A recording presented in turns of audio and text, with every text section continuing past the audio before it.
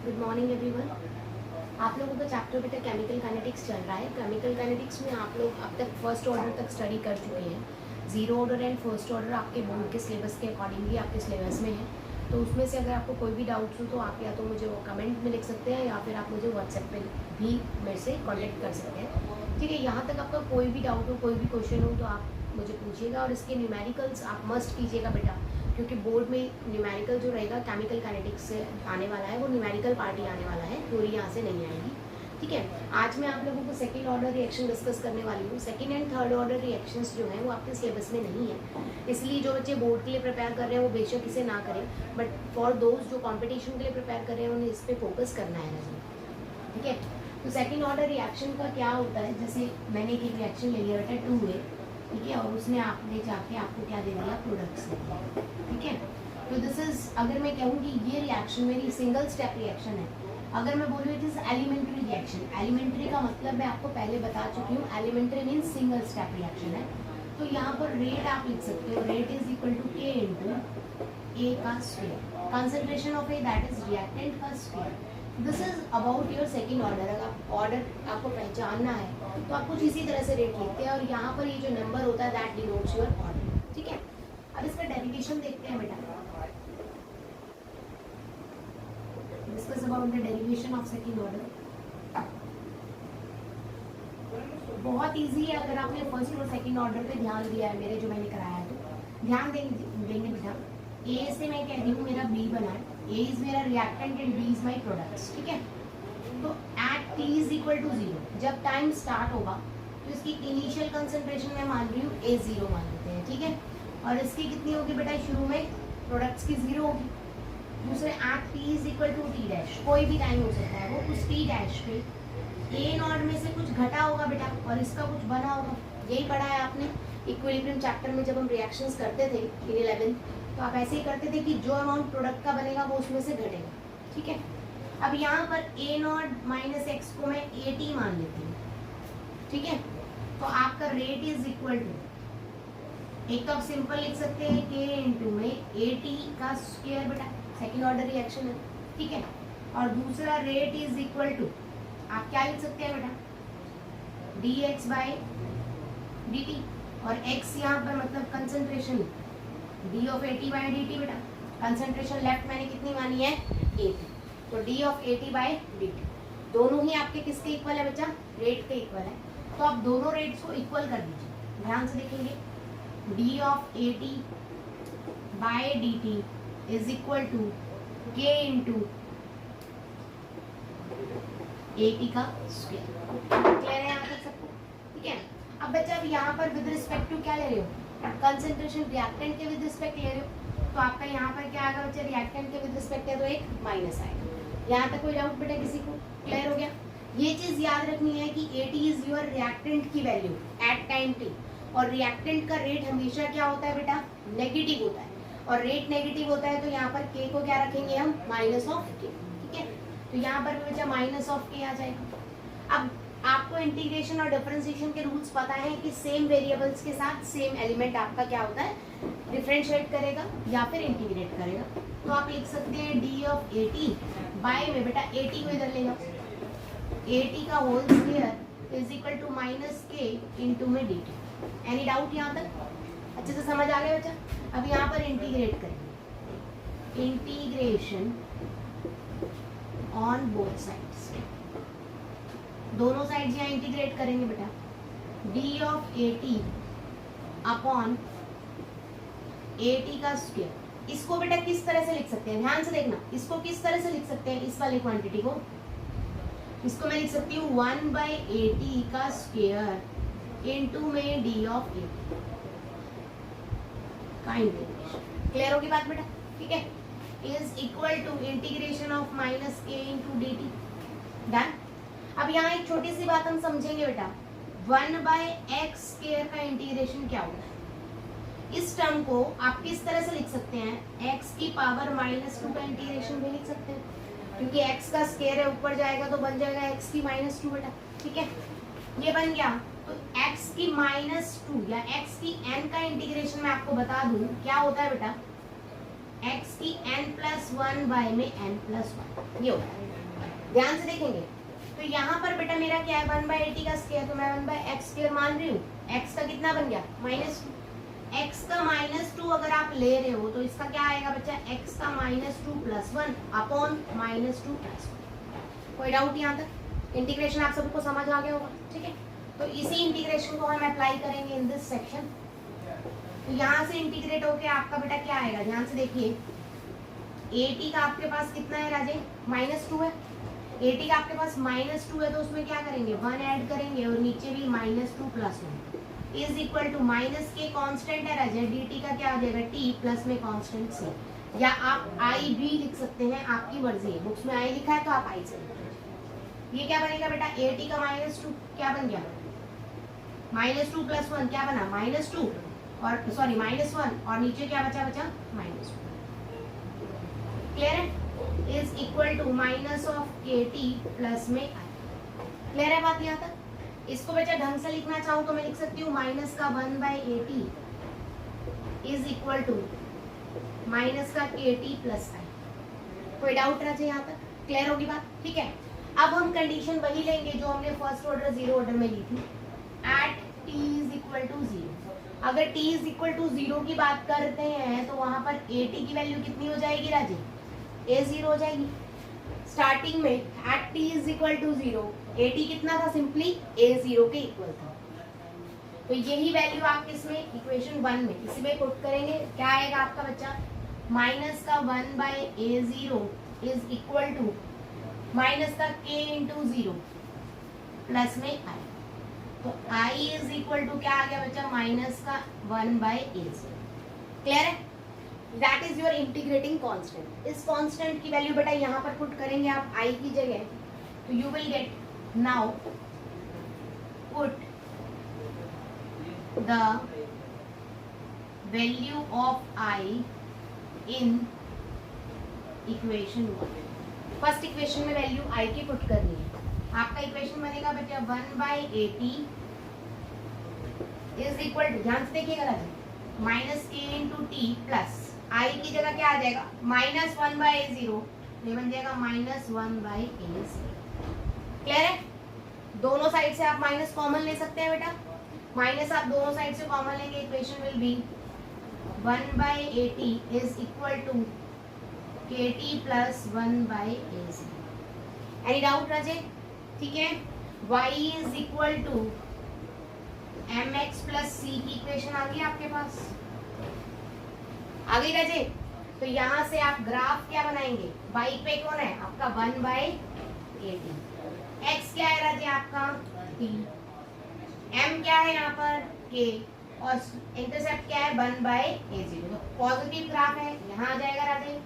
इसकी value c की value कितनी है 1/a0, तो आ जाएगी 1/a0 और स्लोप इज इक्वल टू कितना आएगा राजे, यहाँ पर simply m is equal to कितना आएगा k, that is rate constant. कोई डाउट है बेटा आपको? अच्छे से समझ आया होगा आपको। सेकेंड ऑर्डर रिएक्शन में हमने a से प्रोडक्ट्स बनाए, a की वैल्यू स्टार्टिंग में हमने रखी a0, प्रोडक्ट क्या होंगे 0। अब थोड़े टाइम बाद कुछ प्रोडक्ट्स कन्वर्ट हो चुके हैं किसमें, रिएक्टेंट। तो मैंने माना प्रोडक्ट कितने बने हैं x, तो रिएक्टेंट में से कितने कम होंगे बेटा x, तो x कम होके जो अमाउंट बचा है दैट इज योर 8। क्लियर होगी बात यहाँ तक? Now rate is equal to k into 80 का स्क्वायर, यही होता है, और rate is equal to d of 80/dt भी होता है। ठीक है, दोनों रेट आपके क्या हो जाएंगे इक्वल, दोनों को इक्वल करोगे 80 को इधर ले जाओ, 1/80 का स्क्वायर बन गया बेटा, उसको ऊपर ले जाओ 80 का -2 बनेगा बच्चा, 80 का -2 + 1/-2 + 1 दैट इज इंटीग्रेशन। उधर t का इंटीग्रेशन सिंपली t हो जाएगा dt का, और integrating constant that is i। i की वैल्यू निकालने के लिए आप क्या मानते हैं, टाइम 0 की कंडीशन को लेट करते हैं। स्टार्टिंग का टाइम लेंगे t इज इक्वल टू 0 पे, t इज इक्वल टू क्या हो जाएगा बच्चा a0 और 1/a0 is equal to k into T plus में i। ये वैल्यूज आपने पुट की किसमें, इक्वेशन 1 में, तो आपके पास इंटीग्रेटिंग कांस्टेंट की वैल्यू आ गई -1/a0। आपको इसको दोबारा से पुट करना है इन इक्वेशन 1, यहाँ पर वैल्यू पुट की, माइनस को कॉमन लिया, you will get an equation. This is the equation of second order reaction. Clear होगी बात बेटा? y is equal to mx plus c की फॉर्म में आपको नजर आ रही है। y क्या है 1/80, x क्या है बेटा, टाइम t, कांस्टेंट क्या है 1/0, इंटरसेप्ट हो गया, and k is your m, that is slope. This is about your second order reaction. अब हम थोड़ा सा और आगे देखेंगे इसका t हाफ। ध्यान से देखिए बेटा, एक बार जगह चाहिए थी हमें कॉम्प्लीटेशन टाइम और हाफ टाइम निकालने के लिए, तो थोड़ा सा स्पेस क्रिएट कर लेते हैं। मैंने रिएक्शंस लिखी रहने दी हैं क्योंकि हम इन्हें यूज करने वाले हैं।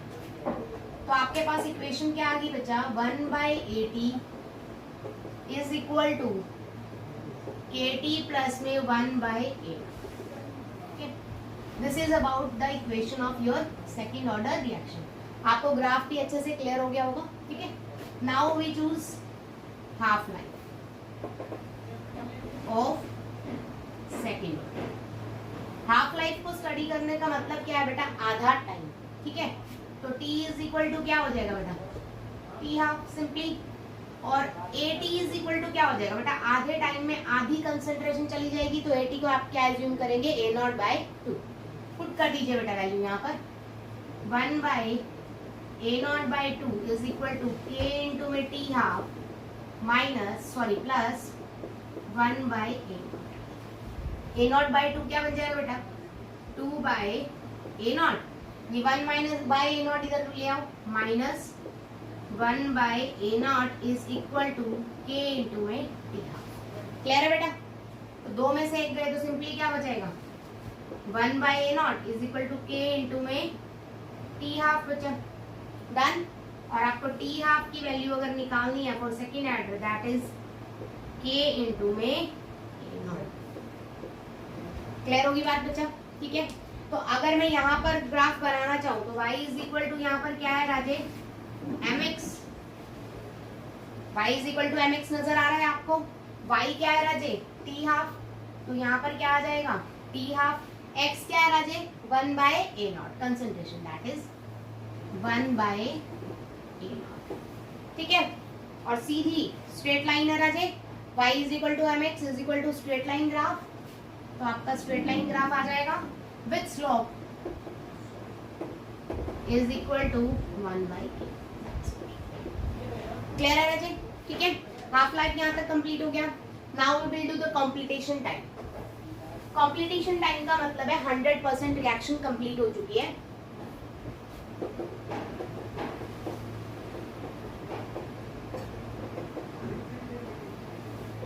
That is t is equal to क्या लेंगे बेटा, 100%, और AT की वैल्यू कितनी हो जाएगी राजे, 0। मतलब हमारी कंसंट्रेशन क्या है, बिल्कुल खत्म हो चुकी है। तो now put 1/0 is equal to K into T 100% plus में इनिशियल कंसंट्रेशन दैट इज 1/0। 1/0 क्या होता है राजे, इन्फिनिटी, ठीक है। तो infinity is equal to K into T का 100% प्लस 1/A0। ये इधर आके ऐड हो जाएगा बेटा। इन्फिनिटी में कोई भी चीज अगर हम ऐड करते हैं, सॉरी सब्ट्रैक्ट होएगा, तो ऐड कर लो चाहे सब्ट्रैक्ट कर लो, इन्फिनिटी में कोई भी चीज वो हमेशा क्या होता है, इन्फिनिटी ही आता है। तो K into T 100% is equal to क्या आ जाएगा बच्चा, इन्फिनिटी, और T 100% is equal to infinity by में A, तो ये भी क्या आएगा बेटा, इन्फिनिटी। तो कहने का मतलब क्या है कि सेकेंड ऑर्डर रिएक्शन कभी भी कंप्लीट नहीं होती है, ठीक है। It is an hypothetical equation. According to the equation second order reaction का जो T कंप्लीटेशन होता है, T 100% होता है, that always comes that is infinity. मतलब सेकेंड ऑर्डर रिएक्शन देखा जाए तो कभी कंप्लीट नहीं होती। क्यों नहीं होती, ध्यान से देखिए। A0 होएगी राजे, T हाफ में कितनी हो जाएगी, A0/2, फिर दोबारा चलेंगे तो A0/4, फिर चलेंगे तो A0 कितना 8। इस तरह से घटती चली जाएगी वैल्यू, लेकिन कभी भी 0 नहीं होगी। हाँ, हम ये मान सकते हैं कि ये वैल्यू एट द एंड जाके अप्रोक्सीमेटली 0 हो जाएगी, दैट इज 0.000 कुछ हो सकती है, बट एक्चुअल में तो 0 तो नहीं हो रही है ना, तो हम उसको एज्यूम कर लेते हैं कि वो क्या हो रही है बेटा, 0 हो रही है, बट एक्चुअलिटी में वो वैल्यू कभी 0 नहीं होती है। तो this is all about your second order reaction, ठीक है। सेकेंड ऑर्डर बहुत ही आसान था, आपने किया इसे अच्छे से। तो this is about your second order reaction. एक और चीज यहाँ पर मैं आप लोगों को बताना चाहूंगी कि अगर मैं इस ग्राफ को देखूं तो मैं ये कह सकती हूँ कि T half is equal to 1/k into में ए नॉट है ना, मेरी तो वैल्यू आई है यहाँ पर टी हाफ की, है ना, ठीक है। तो अगर मैं यहाँ पर वैल्यू देखूं बेटा, T half is equal to 1/k is your constant, और इसको क्या लिख सकती हूँ मैं, ए नॉट की पावर -1 लिख सकती हूँ बच्चा, ठीक है। This is my constant, constant को हटाऊंगी तो मैं क्या लिख सकती हूँ, T half is directly proportional to initial concentration के इनवर्स के डायरेक्टली प्रोपोर्शनल है, इनवर्स के है तो आप कह सकते हो कि टी हाफ और ए नॉट का -1 का अगर आप ग्राफ बनाएंगे तो धीरे धीरे वैल्यू क्या करेगी बेटा, डिक्रीज करेगी। क्लियर? तो अगर टी हाफ और इनिशियल कंसंट्रेशन पे वैल्यू आए तो इस टाइप की स्लोप आएगी आपकी, that is negative slope. Clear होगी बात? ठीक है, तो this is all about your second order reaction. ये कंप्लीट हो गया राजे। इसमें आप क्वेश्चंस ट्राई करेंगे, कोई भी डाउट हो तो मुझसे आप ले लीजिएगा। तो हम लोग यहाँ पे सेकंड ऑर्डर डिस्कस कर रहे थे बेटा, उसमें आपके कुछ रिलेशन सामने आए, that is 80 1/80 is equal to KT plus 1/A0। ठीक है, फर्स्ट रिलेशन। सेकंड रिलेशन सामने आया, T half is equal to 1/K into में A0, जिससे हमने यहाँ पर लिया T half is directly proportional to A0 की -1। उसके अलावा थर्ड रिलेशन बेटा मैं बोलूंगी, rate is equal to K into A का स्क्वायर। तो मैं कह सकती हूँ इसे rate is equal to K into concentration का स्क्वायर। ठीक है, तो यहाँ से वी गेट सम ग्राफ्स, यहाँ से हमें कुछ ग्राफ मिले हैं, ध्यान से देखेंगे। ठीक है, देखें फर्स्ट के लिए ग्राफ हमने अभी टैली किया, y is equal to mx plus c बन रहा है। तो यहाँ से अगर मैं y पे आपका मान लेके चलेंगे बेटा 1/A0 सॉरी 80। ठीक है, इस तरफ आपका क्या चल रहा है बच्चा, टाइम।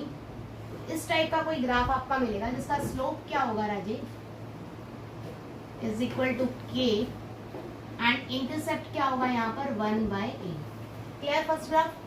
सेकंड ग्राफ हमने किया Raje, y is equal to mx बन रहा है राजे, क्योंकि इसको लिख सकते हैं 1/k इंटू में 1/A0।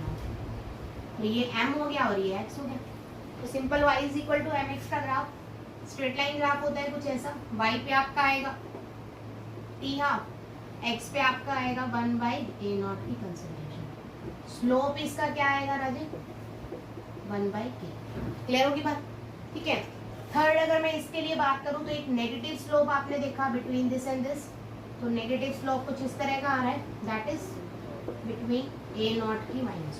ठीक है, बात इसकी करते हैं। मैंने आपको पहले भी बता रखा है कि ये जो ग्राफ होता है with relate to concentration, that is rate is in directly proportional to concentration का क्या है बच्चा, स्क्वायर।